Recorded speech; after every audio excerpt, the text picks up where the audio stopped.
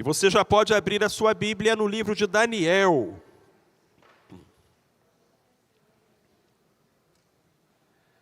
Hoje nós vamos encerrar o capítulo 6. E encerrando o capítulo 6, encerramos também a primeira metade. O livro de Daniel é dividido em duas metades. Nos capítulos 1 a 6, são as histórias. Nos capítulos 7 a 12, são as visões. Então a parte fácil tá acabando, irmãos. Agora é ladeira. Daqui para frente é ladeira. Porque vão entrar ali as visões que vão exigir da gente um tanto de raciocínio, de pesquisa, mas que também são bênção, como aliás toda a Bíblia é bênção, é nosso pão para a alma, disse o Senhor Jesus Cristo. Daniel capítulo 6, do verso 25 ao verso 28. Na minha Bíblia o título é O Rei Dario emite um decreto. Não sei qual é o título que está na sua Bíblia, porque esse título não está no original, é um título que é dado pelo tradutor. Quando a Bíblia é traduzida para uma língua, os tradutores colocam esses títulos para ajudar no contexto, e por isso, às vezes, é diferente o título em uma Bíblia ou em outra. Na minha Bíblia, o título está assim: O Rei Dario emite um decreto. Vamos ao texto. Então o rei Dario escreveu a todos os povos, nações e línguas que moram em toda a terra: paz vos seja multiplicada. Com isto faço um decreto, pelo qual em todo o domínio do meu reino, os homens tremam e temam perante o Deus de Daniel, porque ele é o Deus vivo e permanece para sempre. O seu reino nunca será destruído, o seu domínio durará até o fim. Ele livra e salva e opera sinais e maravilhas no céu e na terra. Foi ele quem livrou Daniel da boca dos leões, do poder dos leões. E este Daniel, pois, prosperou no reinado de Dario e no reinado de Ciro, o persa. Deus abençoe a sua santa palavra que nós acabamos de ler. Então o capítulo se encerra desta maneira. Daniel, um livro maravilhoso. Capítulo 6, um capítulo maravilhoso. Versículos 25 a 28. Um fecho, um encerramento maravilhoso. Não poderia terminar melhor, de maneira mais bonita, este capítulo que conta uma história tão bonita. O que nós temos aqui é o rei Dario fazendo um reconhecimento público, por escrito, da excelência do Deus de Daniel, que é o único Deus verdadeiro. Ele colocou no papel, ele enviou cópias, ele deu ordens, ele afirmou o seu testemunho, embora não fosse um rei do povo de Israel, não tivesse essa herança. A gente fica se perguntando, Dario se converteu? Eu acho que é uma grande possibilidade. E eu não me incomodaria lá no céu de ser colega de quarto do rei Dario. Do Nabucodonosor, eu já falei para vocês que eu ficaria meio preocupado. Mas esse rei aqui era gente fina. Era um rei de boa índole, de bom coração. E agora não apenas isso, ele era também alguém que havia conhecido o verdadeiro Deus. E ele faz essa menção no versículo 25. O rei Dario escreveu a todos os povos, nações e línguas que moram em toda a terra: paz vos seja multiplicada. Ele tratou de divulgar a experiência que ele havia vivido e sobre a qual nós falamos na quarta-feira passada, com todos os súditos do seu vasto império. O que me chama a atenção aqui nesse encerramento, verso 25 ao verso 28, é que ele se refere a Deus como o Deus de Daniel. Para mim, irmãos e irmãs, isso é preciosíssimo. Preciosíssimo. Porque Dario era um politeísta. Ele vivia numa época e numa terra onde as pessoas adoravam muitos deuses. Os babilônios, nem se fala. Os persas não eram diferentes. E Dario poderia ter perguntado a Daniel: Daniel, qual é o nome do seu Deus? Porque nós temos tantos deuses aqui, e cada Deus tem um nome, né? Eu queria saber qual é o nome do seu Deus, porque, olha, o seu Deus, ele bate aí nos outros deuses todos. Não. Dario não perguntou o nome do Deus de Daniel. Dario não igualou Deus aos deuses, dando-lhe mais um nome. Dario não precisava de nome para Deus. Ele o conhecia simplesmente como o Deus de Daniel. Sabem por quê, amados? Porque tudo que Dario sabia sobre Deus, ele tinha aprendido com Daniel. E é tão bonito quando Deus pode ser identificado pelo testemunho, pela vida e pela palavra dos seus servos. Que privilégio. Vai lá que é uma responsabilidade. Mas que privilégio. O Deus da Neuza, o Deus da Selma, o Deus do Isaac, o Deus do Damião, o Deus do Rodrigo, o Deus do Wendel. Irmãos, como isso é bonito e que peso a gente pensar que o nosso Deus é conhecido não pelo nome dele, mas pelo nosso nome. Os seus servos, que são aqueles que o apresentam a quem ainda não o conhece. Eu sei que muitos aqui conheceram Deus dessa maneira. E podem falar assim: o Deus do meu avô. Não é desse jeito que a gente fala? O Deus da minha mãe. O Deus do meu pai. O Deus do meu tio. Houve alguma pessoa na sua vida que apresentou Deus a você. E você viu Deus na vida dessa pessoa. E você passou a crer nesse Deus porque você via o que ele fazia na vida dessa pessoa.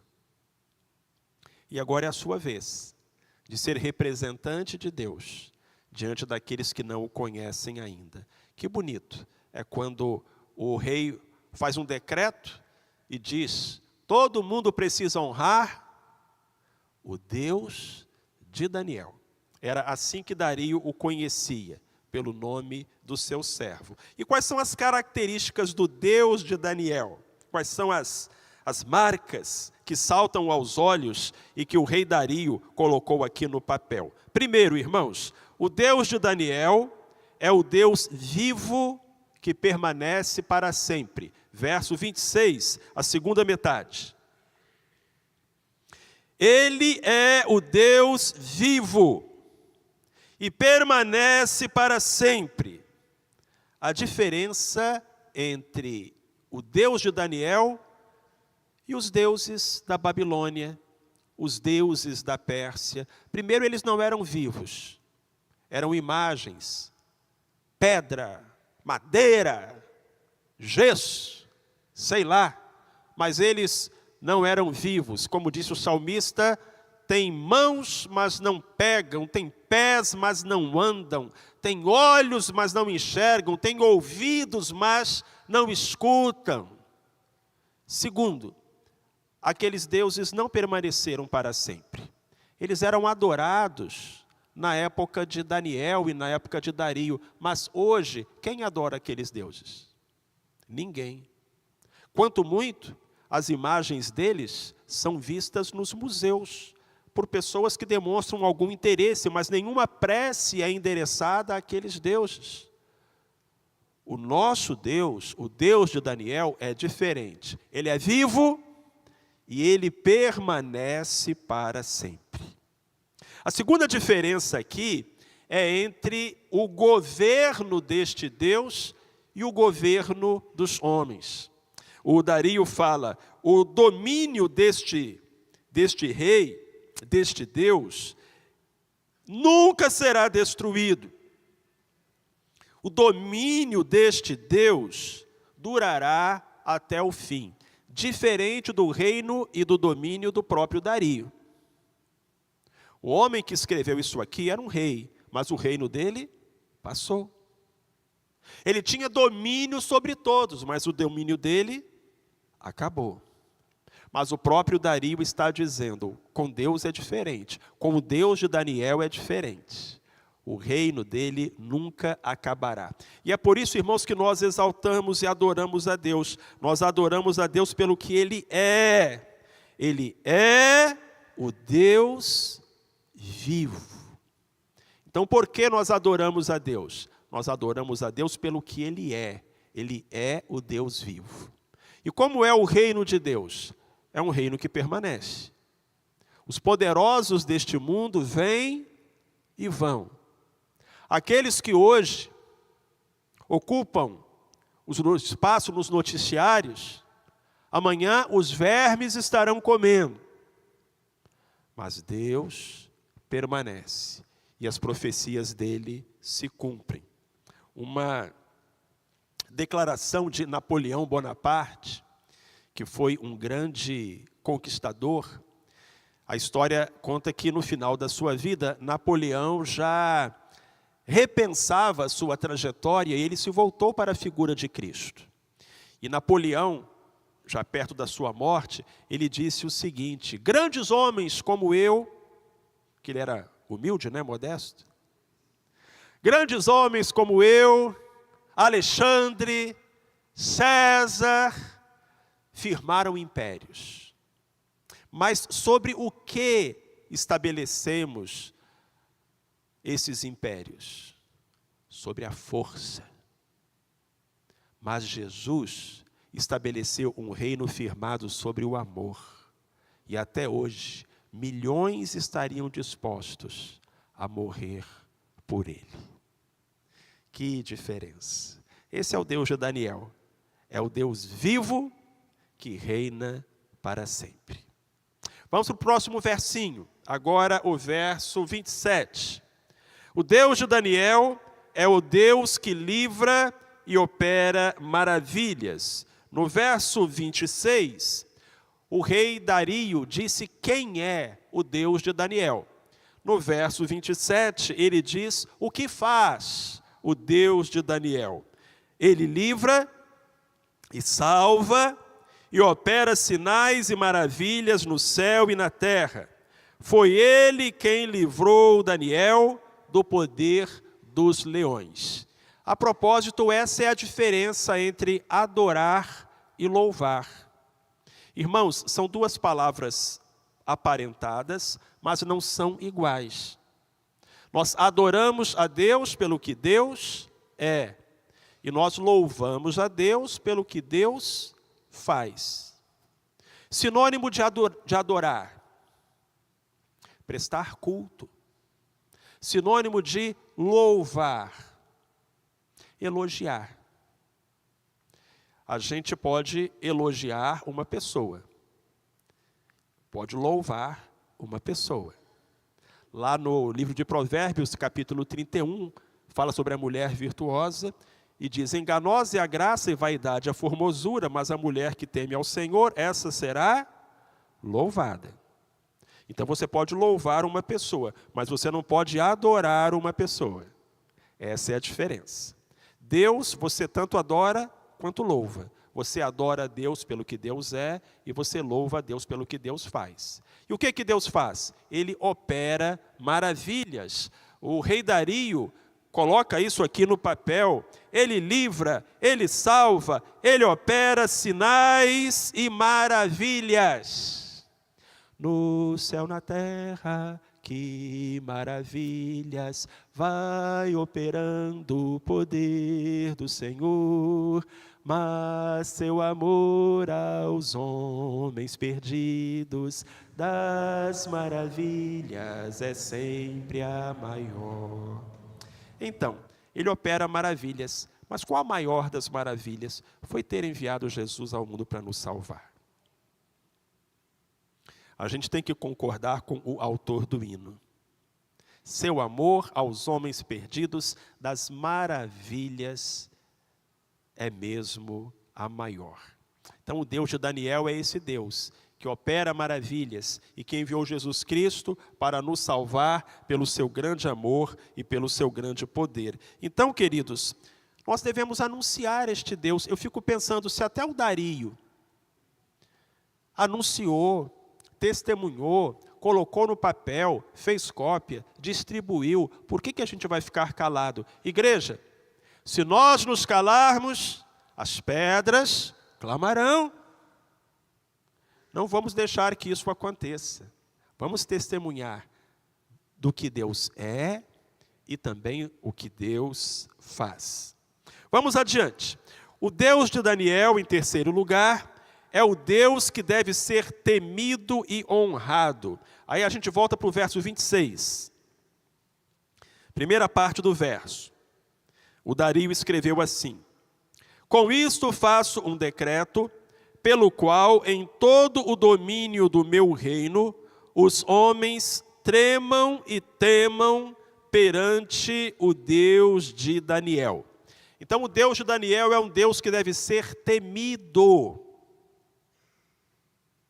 que significa isso, pastor? Ele deve ser respeitado. Às vezes as pessoas confundem temor com medo. É porque na nossa língua, na língua portuguesa, as duas palavras são sinônimas. Mas na língua hebraica, há uma palavra para medo, que é padá, e outra para temor, que é ira. São palavras diferentes. A Bíblia não fala que a gente tem que ter medo de Deus, afinal somos seus filhos, somos suas filhas. Mas a Bíblia diz sim que nós devemos temer a Deus. A Bíblia vai além. A Bíblia diz que o temor do Senhor é o princípio da sabedoria. Irmãos, o que está querendo dizer com isso? Que respeitar Deus é a base. É o primeiro passo. Se você não respeita Deus, se você não tem temor a Deus, olha,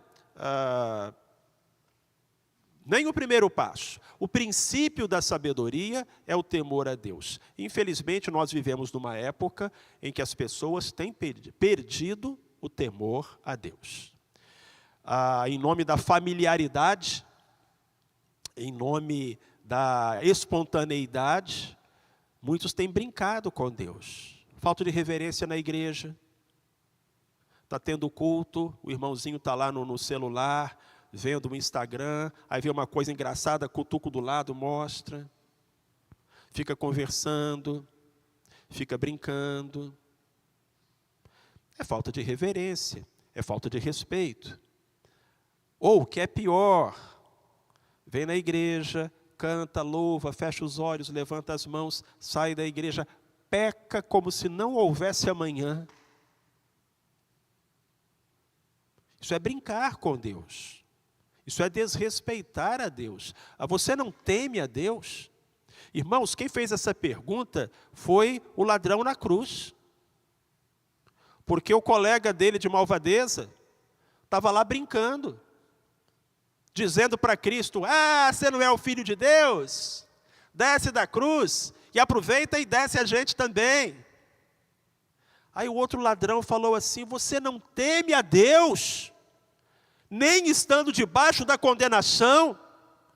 E mais, nós estamos aqui porque os nossos crimes merecem este castigo, mas ele nenhum mal fez.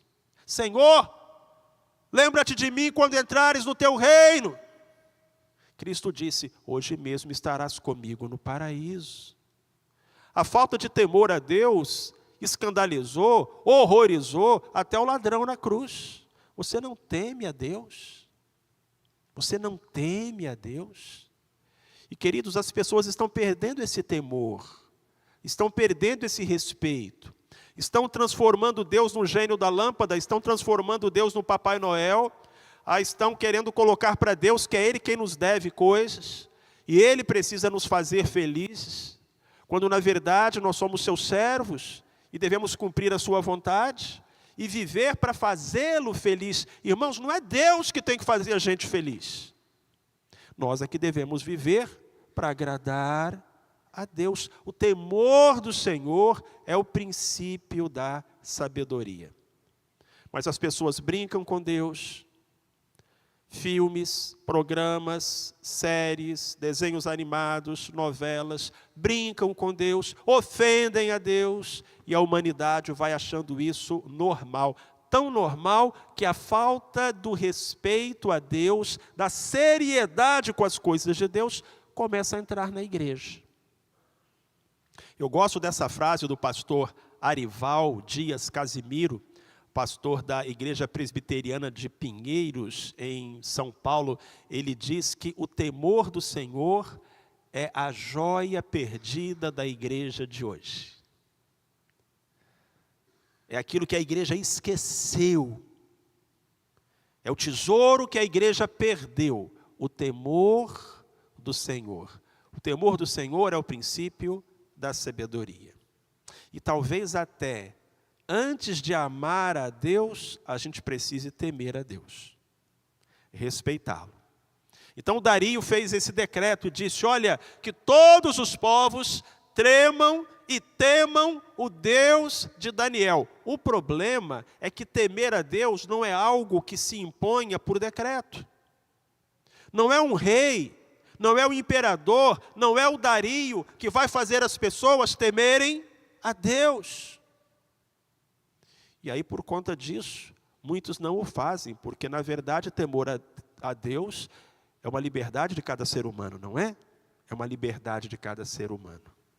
Mas nós precisamos dar ao Senhor o respeito que lhe é devido. O Deus de Daniel é um Deus que deve ser respeitado, que deve ser temido e que deve ser honrado. Vamos caminhar mais um pouquinho, a gente está quase terminando. O último verso que a gente precisa considerar é o verso 28, o verso final. O Deus de Daniel é o Deus que abençoa os seus servos fiéis. A conclusão agora não é mais o Dario que está falando, é o autor do livro. Este Daniel, pois, prosperou no reinado de Dario e no reinado de Ciro o persa. Talvez vocês se lembrem que algumas semanas atrás, a gente considerou que essa palavrinha "e" pode ter o sentido de ou seja, isto é. Então Daniel prosperou no reinado de Dario, ou seja, no reinado de Ciro o persa, partindo da ideia de que Dario o Medo e Ciro o persa sejam a mesma pessoa. Vocês lembram que a gente considerou essa possibilidade? Porque fala de Dario o Medo e de Ciro o persa. Ciro o persa, todo mundo sabe quem foi. Os livros de história registram. Mas quem foi esse Dario o Medo? Talvez fosse o nome Medo de Ciro. Quando ele conquistou os medos, e aí viraram os medos e os persas, ele adotou um nome Medo, o nome de Dario. Então era Dario o Medo, ou seja, Ciro o persa. Eu falo isso porque lá no comecinho de Daniel, no capítulo 1, no versículo 21, diz assim, Daniel continuou até o primeiro ano do rei Ciro. Então o autor de Daniel sabia que quem conquistou Babilônia foi Ciro. E aqui ele usa o nome de Ciro. Então é provável que seja o mesmo Dario. Mas o que chama a atenção da gente aqui é que Daniel prosperou. Se você voltar lá em Daniel capítulo 3, versículo 30, você vai ver que também foi assim que terminou a história de Sadraque, Mesaque e Abednego. O rei Nabucodonosor fez Sadraque, Mesaque e Abednego prosperar na província de Babilônia. E aqui agora, este Daniel prosperou no reinado de Dario e no reinado de Ciro o persa. Então, Sadraque, Misaque e Abednego terminaram prosperando e Daniel terminou prosperando. O Deus de Daniel é o Deus que dá prosperidade. Salmo 1. Bem-aventurado o varão que não anda segundo o conselho dos ímpios, nem se detém no caminho dos pecadores, nem se assenta na roda dos escarnecedores. Antes tem o seu prazer na lei do Senhor, e na sua lei medita de dia e de noite. Ele será como a árvore, plantada junto aos ribeiros de águas, a qual dá o seu fruto na estação própria e cuja folha não cai. E tudo quanto fizer, não é? Então é Deus que dá prosperidade. Para todo mundo? Não. Para o varão que não anda segundo o conselho dos ímpios, nem se detém no caminho dos pecadores, nem se assenta na roda dos escarnecedores, que faz da lei do Senhor o seu prazer e nela medita de dia e de noite, e aí por diante. Então Deus faz prosperar. Deus faz prosperar. Agora, irmãos, a gente precisa lembrar que há diferentes tipos de prosperidade. Esse é o problema de algumas pessoas, porque elas pensam que prosperar significa ter o carro do ano, a cobertura de frente para o mar, e que procuram a igreja na esperança de enriquecer. E a gente vê muita propaganda assim, de igrejas, olha, vem aqui, vai ter um culto e você vai resolver os seus problemas financeiros, a sua empresa vai sair do vermelho e você vai ter dinheiro para dar e vender. Você não sabe se essa é a vontade de Deus para a sua vida. Porque certamente essa não é a vontade de Deus para a vida de todos. O Senhor tem planos diferentes. Mas Deus quer que todos os seus filhos prosperem. Só lembra que existem diferentes tipos de prosperidade. Prosperidade, muitas vezes, é a saúde. Prosperidade, muitas vezes, é a paz no lar. Prosperidade, muitas vezes, é a alegria no coração.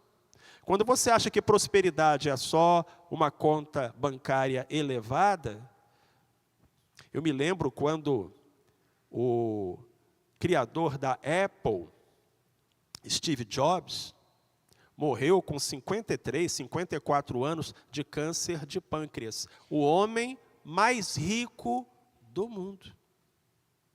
53 anos. Bilionário. Agora imagina que o Steve Jobs chegasse para você e fizesse uma proposta. E dissesse assim, olha, vamos fazer um acordo? Eu passo para você todos os meus bilhões de dólares. Você vai ser a pessoa mais rica do mundo. Só que, junto com os meus bilhões de dólares, eu passo para você o meu câncer de pâncreas. Você fazia o acordo?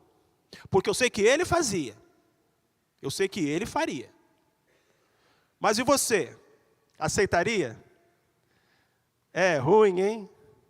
Então, filho, você entende isso? Tem diferentes tipos de prosperidade. E Deus, na sua sabedoria, tem uma história para cada um de nós.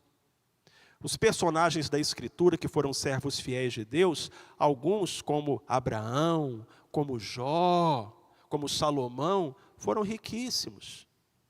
Mas Jesus não tinha onde reclinar a cabeça. Então nós não podemos medir o amor de Deus pela conta bancária. Não dá para fazer esse cálculo. A única régua para a gente medir o amor de Deus por nós é a cruz do Calvário. Amém, meus irmãos? Mas não há dúvida de que Deus nos abençoará se formos seus servos fiéis. Ele abençoou Daniel, abençoará também a nós. Com isso terminamos a parte das histórias. E acredito que não há melhor maneira de terminarmos. Daniel aparece no livro em uma situação difícil. Ele é um escravo. Ele é um menino arrancado dos pais. Ele é um cativo. Jerusalém foi tomada. E Daniel foi levado para o cativeiro. É assim que ele começa. Mas como é que ele termina? Ele termina prosperando. E Deus o engrandece. E isso Foi no jovem Daniel até o velho Daniel. Porque o Deus de Daniel é o Deus que abençoa, é o Deus que honra, é um Deus de amor, bondade e cuidado. É o seu Deus. Porque o Deus de Daniel era assim. O Deus de Daniel é o seu Deus. Se ainda não é, ele quer ser. Porque Deus quer ser conhecido como o seu Deus. O Deus de Abraão, de Isaac e de Jacó. O Deus de Daniel. E o Deus de Samuel, o Deus de Neia, o Deus de Kleber, o Deus de Damião e o Deus de cada um dos seus filhos e filhas que essa noite ouvem a sua palavra e tomam posse dela para a sua vida, em nome de Jesus.